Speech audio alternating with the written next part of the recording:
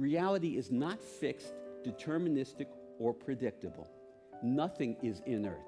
It is a flowing, moving, bubbling sea of possibilities, infinite potentiality.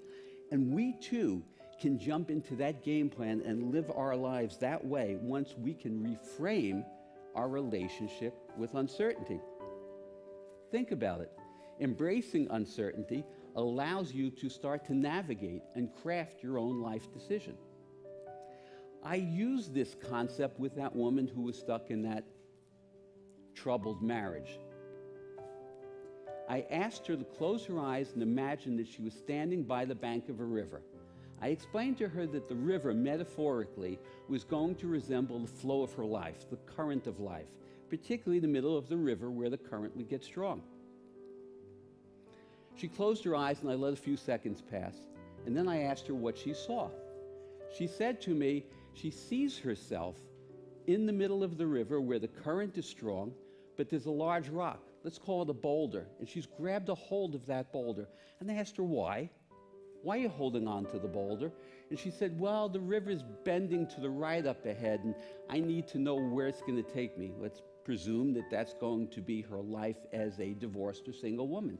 She needed to know. I explained to her she needed to let go of that boulder and enter into the flow of life, and that once she did, she'd be free to navigate along the way, but she had to let go of that boulder. How do we accomplish this? How do we have this shift of mind to allow us to make these changes in our lives? First, we have to change our relationship with uncertainty. You know, typically what we fear, we resist. We go like this, we push it away. And when we do that, it emboldens it. It makes it greater. It makes us more anxious. Paradoxically, what we need to do is invite what we fear in. When you invite it in this case, invite uncertainty in, the fear starts to dissipate. It starts to retreat. Think of it this way. If reality is uncertain and we cling to seeking certainty, we're going to dysfunction. We need to change our game plan of how we engage life. Next, think about your relationship with your thoughts. If you still see your thoughts are seeking certainty, you need to notice those thoughts. Try to release them. Essentially, see the thought, but don't become the thought.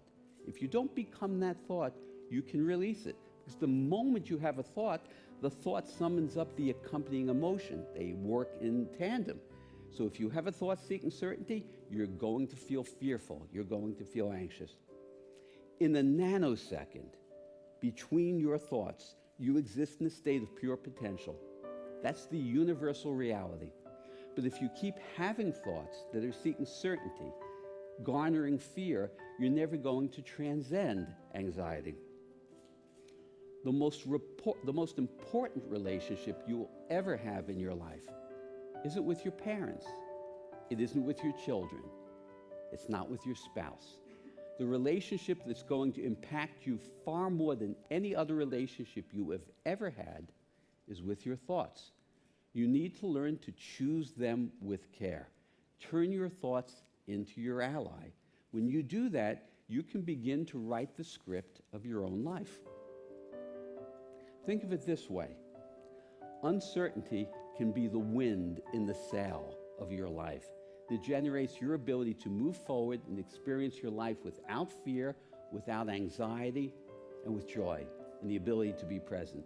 Embrace uncertainty. It can be your best friend. Thank you.